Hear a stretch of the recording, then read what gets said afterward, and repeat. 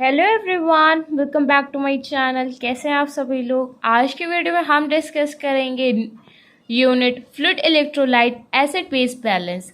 हम डिस्कस कर रहे हैं nursing home foundation volume 2 BSc nursing second semester. Almost unit second Sam की अपलोड हो गई फाउंडेशन ऑफ नर्सिंग की। अगर आपने नहीं देखा तो प्लीज़ आप उसको देख लीजिए, अपने डाउट्स को क्लियर कर लीजिए। फाउंडेशन ऑफ नर्सिंग थोड़ा सा आपको डिफिकल्ट लग रहा होगा बट सब्जेक्ट बहुत ही ईजी है। हम डिस्कस कर रहे हैं आई इंक्लीमेंट की बुक से और हम डिस्कस करते हैं according to the syllabus. Syllabus के अकॉर्डिंग हम लोग इसलिए डिस्कस करते हैं जो टॉपिक आपके सिलेबस में मेंशन है तो वो सेम टॉपिक आपके एग्जाम में आएंगे और वो टॉपिक आपके लिए बहुत ही ज़्यादा इंपॉर्टेंट है। So without wasting our time let us start our unit fluid electrolyte and acid base balance. Fluid electrolyte acid base balance एक आपकी इम्पॉर्टेंट यूनिट है। जनरली स्टूडेंट को ये डिफिकल्ट यूनिट लगती है क्योंकि इसमें इलेक्ट्रोलाइट और एसिड बेस बैलेंस मतलब कि मेटाबॉलिक एसिडोसिस, अल्कलोसिस और रेस्पिरेटरी है। बट इसमें मेन बात अगर मैं बताऊँ, अगर आपको सिंपल वे में समझ में आएगा तो ये यूनिट आपको और भी ज़्यादा ईजी लगेगी। हम स्टार्ट करेंगे topic factor affecting fluid electrolyte and acid base balance. ऐसे कौन से फैक्टर्स जो अफेक्ट करते हैं। जो हम लोगों ने फिजियोलॉजिकल रेगुलेशन है वो छोड़ दिया क्योंकि हम लोग फर्स्ट सैम में हम लोगों ने रेनल फंक्शन में पढ़ा था कि कैसे रेगुलेशन होता है फ्लूइड इलेक्ट्रोलाइट का। लेकिन इन सबसे स्टार्ट करने से पहले कुछ बेसिक टर्म्स है वो आपको पता होना चाहिए, जैसे कि एसिड, बेस, पीएच। अगर मैं बात करूँ एसिड की तो एसिड क्या है। एक एसिड एक ऐसा कंपाउंड है जो हाइड्रोजन आयन को कंटेन करता है। बेस क्या है। बेस उसी को हम लोग अल्कली कहते हैं। बेस एक ऐसा कंपाउंड है जिसमें हाइड्रोक्सिल आयन होता है। सॉल्ट क्या है। सॉल्ट एक कॉम्बिनेशन होता है एसिड और बेस का। या तो वो पॉजिटिव आयन को मतलब पॉजिटिव आयन बेस रिप्लेस करता है पॉजिटिव हाइड्रोजन आयन एसिड के। पीएच क्या है। पीएच जो आपका सिंबल है वो रिफर करता है पोटेंशियल या फिर power of hydrogen ion concentration with in the solution. ये चीज़ आपके कुछ बेसिक टर्म्स है जो आपको पता होने चाहिए कि एसिड क्या है, बेस क्या है, सॉल्ट क्या है, पीएच क्या है। एसिड बेस की रिएक्शन आपने देखी होगी जिसमें सॉल्ट का फॉर्मेशन होता है, तो वही चीज़ है जो हमने बेसिक केमिस्ट्री में पढ़ी थी। अब हम स्टार्ट करते हैं हमारे टॉपिक फैक्टर्स अफेक्टिंग से। फैक्टर्स दैट अफेक्ट, सबसे पहला है diffusion, osmosis, hydrostatic pressure, dialysis, filtration, selective permeability of membrane. ये फैक्टर्स है जो फ्लूइड मूवमेंट को अफेक्ट करते हैं। जैसे कि आपको पता है कि पैसिव ट्रांसपोर्ट होता है और एक एक्टिव ट्रांसपोर्ट होता है। जो पैसिव ट्रांसपोर्ट होता है उसमें आपके osmosis, diffusion, filtration and hydrostatic pressure आते हैं। जो आपका एक्टिव ट्रांसपोर्ट होता है जिसमें आपकी एनर्जी रिक्वायर्ड होती है उसमें आपका सोडियम पोटेशियम पंप आएगा। ये चीज़ आपने पढ़ी है, बायोलॉजी में भी पढ़ी है, साथ ही साथ आपने केमिस्ट्री में भी पढ़ी है। जब आपने यूनिट कार्बोहाइड्रेट पढ़ा था बायोकेमिस्ट्री में उसमें भी था कि एक्टिव ट्रांसपोर्ट डिफ्यूजन है कि पैसिव है, तो उससे भी क्लियर हो गया था कि जो डिफ्यूजन होता है वो पैसिव में आता है। अब हम स्टार्ट करते हैं डिफ्यूजन। तो डिफ्यूजन क्या है। डिफ्यूजन में जनरल मीनिंग होता है जो हायर कंसंट्रेशन के सॉल्यूशंस होते हैं वो लोअर कंसंट्रेशन में मूव करते हैं। ये इंक्रीज करता है जैसे कि टेम्परेचर इंक्रीज कर रहा है रेट ऑफ डिफ्यूजन से।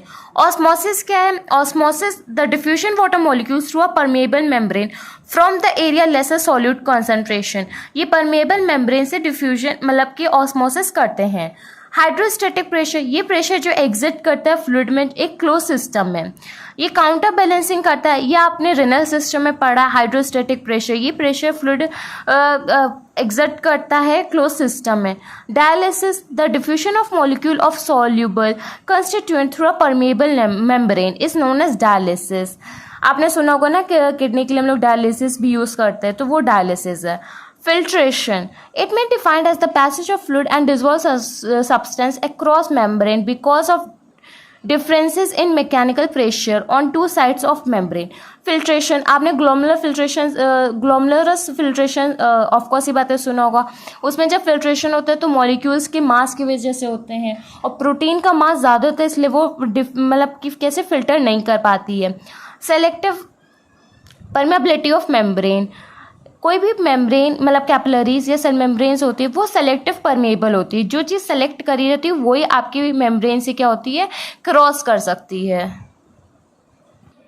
Fluid electrolyte acid base balance unit में एक आपका टॉपिक है डिस्टर्बेंस इन फ्लूइड वॉल्यूम। अगर फ्लूइड वॉल्यूम में कोई भी डिस्टर्बेंस है, इसका मतलब या तो फ्लूइड वॉल्यूम डेफिशिएट कम होगा या तो एक्सेस ज़्यादा होगा। जब डेफिशिएट होगा तो उसकी कंडीशन है नंबर 1 हाइपोवॉल्यूमिया। हाइपो का मतलब होता है कम, वॉल्यूमिया का मतलब होता है वॉल्यूम। अब ऐसी कंडीशन जिसमें जो लिक्विड पोर्शन होता है ब्लड का, मतलब कि प्लाज्मा, वो क्या हो जाए, टू लो हो जाए, बहुत ही ज़्यादा कम हो जाए। कम का मतलब मेडिकल टर्म्स में हाइपो है, और वॉल्यूमिया उसका वॉल्यूम जो उसका लिक्विड पोर्शन है, मतलब कि प्लाज्मा। कॉजेस क्या है, किस कारण से हाइपोवॉल्यूमिया कंडीशन हो सकती है? रिनल डिसऑर्डर की वजह से हो सकता है, एक्सेसिव फ्लूइड एक्यूमुलेशन की वजह से होता है। एक्यूमुलेशन कहाँ होगा, 2 सेल्स के बीच में होगा। तो इस कॉजेस के कारण, कॉजेस मतलब इन कारणों से हाइपोवॉल्यूमिया कंडीशन हो सकती है। नेक्स्ट है डिहाइड्रेशन। डिहाइड्रेशन में भी फ्लूइड वॉल्यूम क्या हो जाता है, कम हो जाता है। ये डेंजरस लॉस है, इसमें बॉडी फ्लूइड क्या हो जाता है, कम हो जाता है। किसके कारण, इलनेस मतलब बीमारी के कारण, स्वेटिंग पसीना आने के कारण, इनएडिक्वेट इनटेक मतलब कि जब आप फ्लूइड का इनटेक ही नहीं करेंगे, फ्लूइड आपके बॉडी में कम है, तो डिहाइड्रेशन आपके अंदर ऑफकोर्स ये बातें हो जाएगी। फ्लूइड की अगर मैं बात करूँ तो फ्लूइड में आपके 2 आ जाएंगे, एक आएगा आपका इलेक्ट्रोलाइट, एक आपका आएगा वाटर। अगर आपके में दोनों में से कोई भी कम है तो आपका डिहाइड्रेशन की कंडीशन डेवलप हो जाएगी। नेक्स्ट है जब फ्लूइड वॉल्यूम आपका एक्सेस हो जाए। जब फ्लूइड वॉल्यूम एक्सेस हो जाए मतलब फ्लूइड ओवरलोड हो जाए, तो उसको हम लोग कहेंगे हाइपर वॉल्यूमिया। हाइपर वॉल्यूमिया मतलब कि फ्लूइड वॉल्यूम आपका कैसा है, ज़्यादा है। जो ब्लड में लिक्विड पोर्शन है, लिक्विड पोर्शन की बात हम लोग बात करें प्लाज्मा की, जब वो बहुत ज़्यादा हो जाता है तो हम लोग उसको कहते हैं हाइपर वॉल्यूमिया। इसका मेन कॉज क्या, प्रेगनेंसी, प्रीमेंस्ट्रुअल एडेमा। आपका कॉज क्लियर होगा जो आपको हाइपर वॉल्यूमिया मतलब एक्सेस फ्लूइड वॉल्यूम करता है। एडेमा क्या होता है, एडेमा एक स्वेलिंग होती है जो किसके कारण होती है, वहाँ पे फ्लूइड एक्यूमुलेशन हो जाता है जिसकी वजह से एडेमा कॉज होता है। एडेमा का मेन कारण क्या है, टिश्यू जो होते हैं हमारे उसमें फ्लूइड फिलअप हो जाना, उस फ्लूइड की वजह से आपकी बॉडी में क्या एडेमा होता है। नेक्स्ट आपके स्क्रीन पे एक टेबल है 8.6 जिसमें निमोनिक्स है इलेक्ट्रोलाइट इम्बैलेंस के। सबसे पहले टेबल में आप देख रहे हो उसमें लिखा हाइपरनेट्रेमिया। सबसे पहले टेबल में हाइपरनेट्रेमिया। हाइपरनेट्रेमिया की ट्रिक है फ्राइड, मतलब कि FRIED। इसका मतलब है फीवर, F से फीवर, R से रेस्टलेस, I से इंक्रीज फ्लूइड रिटेंशन, E से एडेमा, D से decrease urinary output. Next salt, SALT, उसको भी हम लोग यूज़ कर सकते हैं हाइपरनेट्रेमिया में। S से स्किन फ्लस्ड, A से एगिटेशन, L से लो ग्रेड फीवर, T से थर्स्ट। हाइपरनेट्रेमिया आपको क्लियर हो गया। नेक्स्ट टेबल में आपका हाइपरकैलेमिया, उसकी आपको ट्रिक है मर्डर। इसमें क्या होता है, जो इंक्रीज सीरम मिलता है आपको पोटेशियम का, इसमें मर्डर है। M से आपको मसल वीकनेस, U से यूरिन, ओलिगुरिया, अनुरिया, R से रेस्पिरेटरी डिस्ट्रेस, D से decrease cardiac contractility and E से आपको ECG चेंजेस मिलेंगे। इलेक्ट्रोकार्डियोग्राफ में आपको क्या मिलेंगे, चेंजेस मिलेंगे। R से रिफ्लेक्सेस, हाइपर रिफ्लेक्सिया और आर्किफ्लेक्सिया मतलब कि फ्लेसेट। तो ये आपके क्या है, एक निमोनिक्स है हाइपरकैलेमिया की। नेक्स्ट है आपको हाइपोकैल्शियमिया। अगर मैं बात करूँ हाइपोकैल्शियमिया की, क्या है, कैल्शियम लेवल की, तो कैल्शियम लेवल की कैट्स, CATS, कॉन्वल्शंस, A से एरिथमियास, T से टेटनी, S से आपका स्पाज्म एंड स्ट्रिडोर है। तो इस ट्रिक से आपको क्लियर हो जाएगा कि कैसे आपको लर्न करना है। जब 6 माइनर ब्लीडिंग होती है तो उसका है आपका बीप, BEEP। B से है ब्लीडिंग गम्स, E से है आपका ब्रूसेस, उसी को हम लोग कहते हैं इकाइमोसिस। नेक्स्ट E से नोज ब्लीड, उसको हम लोग कहते हैं एपिस्टेक्सिस। नेक्स्ट P से उसको हम लोग टेनी पर्लिश स्पॉट कहते हैं, जो कि हम लोग पैटेची के नाम से जानते हैं। नेक्स्ट क्या, hook for serum sickness. Serum sickness के लिए आपका जो ट्रिक है वो है फार्म, FARM, फीवर। A से आपका है आर्थ्रैल्गियास, R से आपका रैश, M से आपका मेलेस। तो ये ट्रिक आपको बहुत ही सिंपल वे में लर्न करनी है और आपको ज़्यादा नहीं, आपको सबसे पहले अगर मैं बता दूँ हाइपरनेट्रेमिया, हाइपरकैलेमिया, हाइपरकैलेमिया और आपको हाइपोकैलेमिया और 6 माइनर ब्लीडिंग, इतना आपके लिए इम्पॉर्टेंट है। बट आप देखेंगे कैंसर असेसमेंट में एक ट्रिक है क्वेश्चन की, मैं आपको बता देती हूँ क्योंकि आप भी नहीं लेकिन आपके आगे ये इम्पॉर्टेंट होने वाला है। एपीजी की भी ट्रिक है और रेस्पिरेटरी डिप्रेशन की भी है। तो हम सबसे पहले डिस्कस करते हैं कैंसर असेसमेंट की। कैंसर असेसमेंट की ट्रिक है क्वेश्चन, CAUTION। सी का मतलब होता है change in bowel and bladder habits. A का मतलब है सोर जो हील नहीं हो रहा है। यू से अनयूजुअल ब्लीडिंग या डिस्चार्ज। टी से थिकनिंग या लंप का फॉर्मेशन होना। आई से इनडाइजेशन या फिर डिफिकल्टी होना सॉलोइंग में। ओ से obvious change in a what और मोल। एन से नैगिंग कफ और होर्सनेस। आपको ट्रिक बहुत ही इजी लग रही होगी, ये ट्रिक बहुत ही ईजी, इसकी एक दो से बार प्रैक्टिस करेंगे तो आपको बहुत ईजिली लर्न भी हो जाएगी और ये आपके फ्यूचर में बहुत काम आने वाली है। क्योंकि कभी भी जब असेसमेंट करते हैं तो एकदम से हम लोगों को साइन एंड सिम्टम्स नहीं याद रहते, बट ट्रिक्स हम लोगों को याद रह सकता है। एपीजी की अगर मैं बात करूँ तो इसमें ट्रिक है रोम, ROME। आर से respiratory opposite metabolic equal.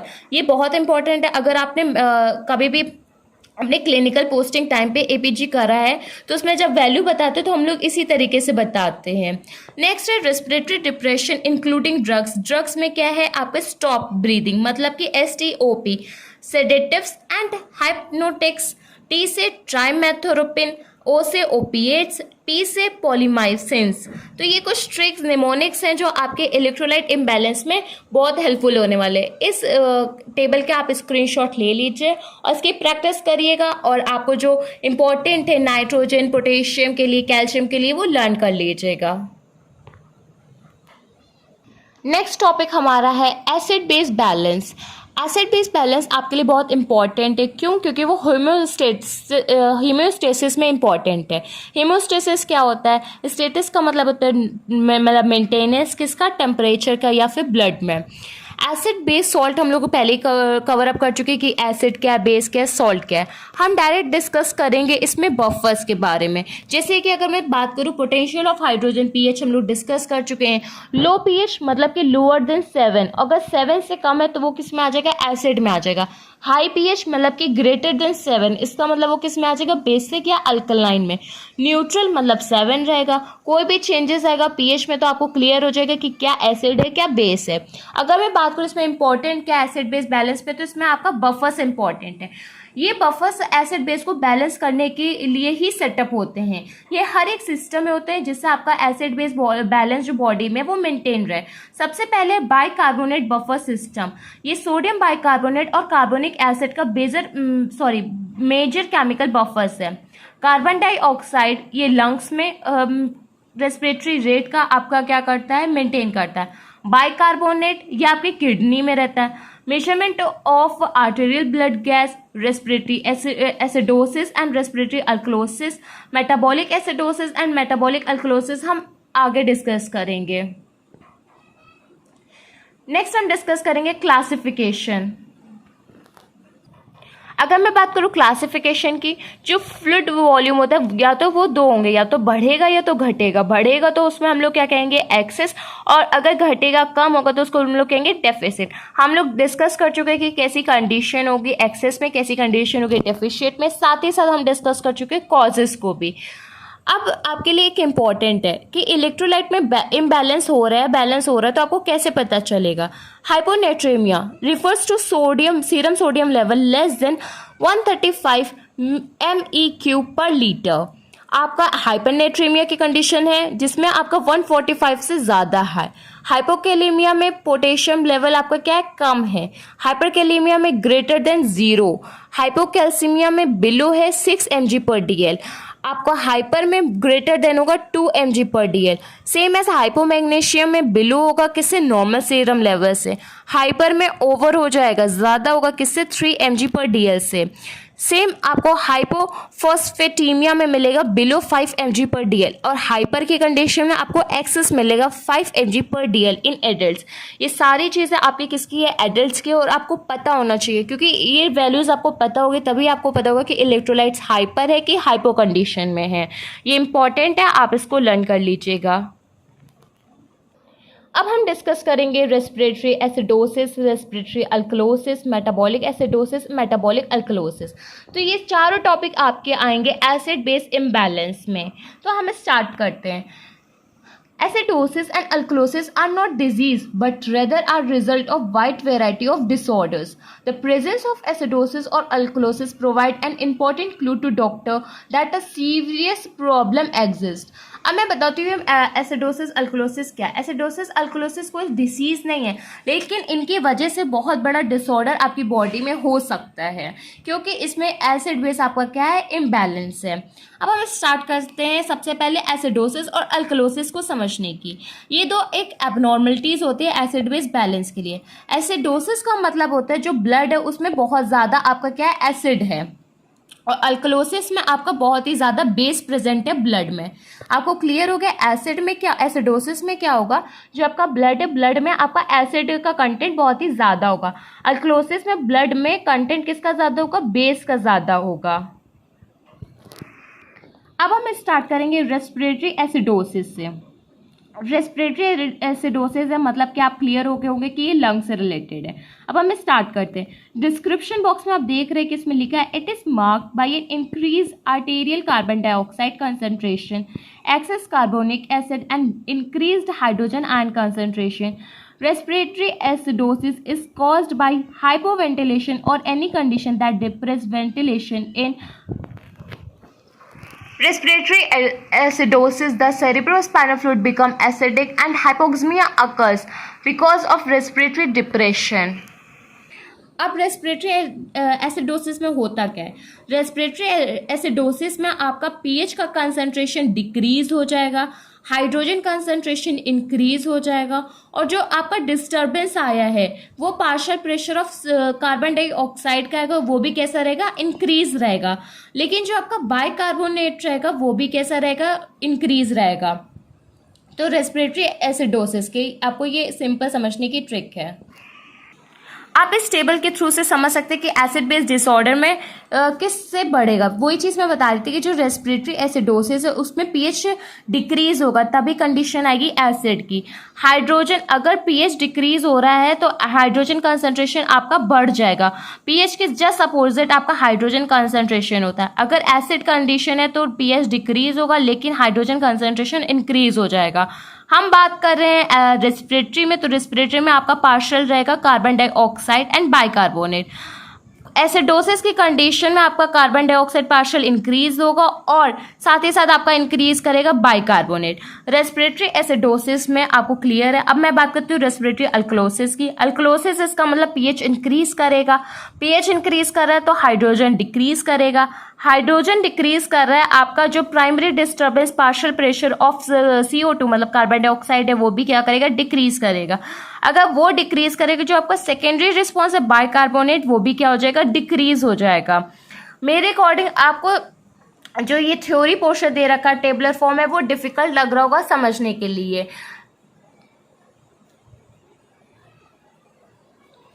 But ये एसिड बेस डिसऑर्डर की टेबल आपको सिंपल लग रही होगी और चारों का एक साथ समझना आपके लिए इजी हो रहा होगा। तो आप इससे अपने डाउट्स को क्लियर कर लीजिए। नेक्स्ट हम डिस्कस करते हैं metabolic acidosis and metabolic alkalosis. Metabolic acidosis में पीएच एसिड की बात है तो पीएच क्या होगा, डिक्रीज होगा। अगर पीएच डिक्रीज हो रहा है तो हाइड्रोजन कंटेंट आपका इंक्रीज हो जाएगा। हाइड्रोजन कंटेंट आपका इंक्रीज हो रहा है बट इसमें क्या डिफरेंस आएगा, जो आपका बाइकार्बोनेट है वो डिक्रीज होगा और बाइकार्बोनेट डिक्रीज होगा तो पार्शियल प्रेशर भी डिक्रीज हो जाएगा।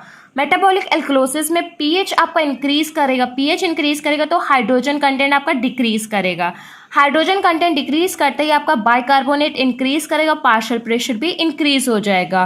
पार्शियल प्रेशर ऑफ CO2 मतलब कि कार्बन डाइऑक्साइड। मेरे अकॉर्डिंग आपको क्लियर हो गया होगा metabolic acidosis, metabolic alkalosis, respiratory acidosis, respiratory alkalosis. अभी भी आपको कोई भी डाउट हो सो प्लीज़ कमेंट बॉक्स में मेंशन कर दीजिएगा और इसकी आप ज़्यादा टेंशन मत लीजिए। अभी हम लोग डिटेल में इसको पढ़ेंगे बायोकेमिस्ट्री यूनिट में। बायोकेमिस्ट्री में एक यूनिट है एसिड बेस, उसमें हम लोग इसको डिटेल में पढ़ेंगे और उसमें कैसे बैलेंस करता है उसमें हम लोग पढ़ेंगे तो आपको क्लियर हो जाएगा कि ये बाइकार्बोनेट और पार्शियल प्रेशर CO2 कैसे डिक्रीज इंक्रीज हो रहा है। और कोई डाउट हो इससे रिलेटेड कमेंट बॉक्स में आप मेंशन कर दीजिएगा। नेक्स्ट और लास्ट टॉपिक है इस यूनिट का types of body fluid. Types of body fluid आपके 3 टाइप्स के हैं, आइसोटोनिक, हाइपोटोनिक, हाइपरटोनिक। नाम से क्लियर हो रहा है हाइपरटोनिक में ज़्यादा है, हाइपर का मतलब होता है मोर, हाइपो का मतलब होता है लेस, आइसो का मतलब होता है नॉर्मल, सेम या फिर न्यूट्रल। अगर मैं बात करूँ इसमें आपको मैंने टेबलर फॉर्म में कर दिया जिससे आपको बिल्कुल ईजी और क्लियर हो जाए। 0.9% NaCl आपका रहेगा आइसोटोनिक में, हाइपोटोनिक में आपका रहेगा 0.45% और हाइपरटोनिक में आपका रहेगा 3% NaCl। आप नाम से क्या समझ सकते हैं कि जो हाइपरटोनिक है उसमें NaCl का कंसंट्रेशन ज़्यादा है। जो आरएल बॉटल आपको पता है, आरएल उसका फुल फॉर्म क्या होता है, रिंगल लैक्टेट। जो आरएल होती है वो आपकी किस में आ जाएगी, आइसोटोनिक में आ जाएगी। लेकिन आरएल हम लोग आइसोटोनिक में यूज़ करें तो हाइपोटोनिक में आरएल की जगह हम लोग क्या लेंगे, 0.33% NaCl। हाइपरटोनिक में 5% NaCl आपका रहेगा। नेक्स्ट पॉइंट आपका है रिंगल सॉल्यूशन।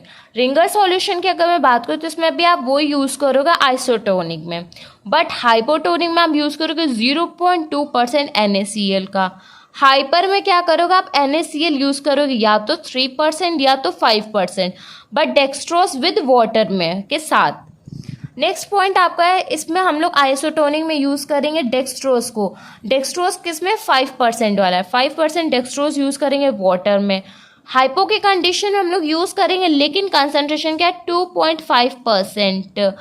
और जो आपकी हाइपर कंडीशन क्योंकि वो लेस देन 5% होगा, डेक्सट्रोज विद वाटर।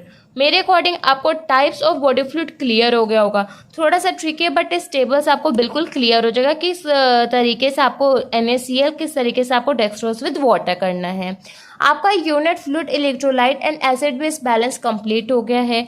हमने इंपॉर्टेंट टॉपिक्स पे ज़्यादा फोकस कर रहे हैं, सिलेबस के अकॉर्डिंग डिस्कस कर रहे हैं। आपको ईजी ट्रिक रहे इसलिए निमोनिक्स और टेबल फॉर्म का ज़्यादा यूज़ करा है। आपको कोई भी डाउट हो इस यूनिट से रिलेटेड या फाउंडेशन ऑफ नर्सिंग से related so please comment box में मेंशन कर दीजिएगा। अगर ये वीडियो आपको अच्छी लगे तो प्लीज़ वीडियो को लाइक कर लीजिए, चैनल को सब्सक्राइब कर लीजिए। Thank you.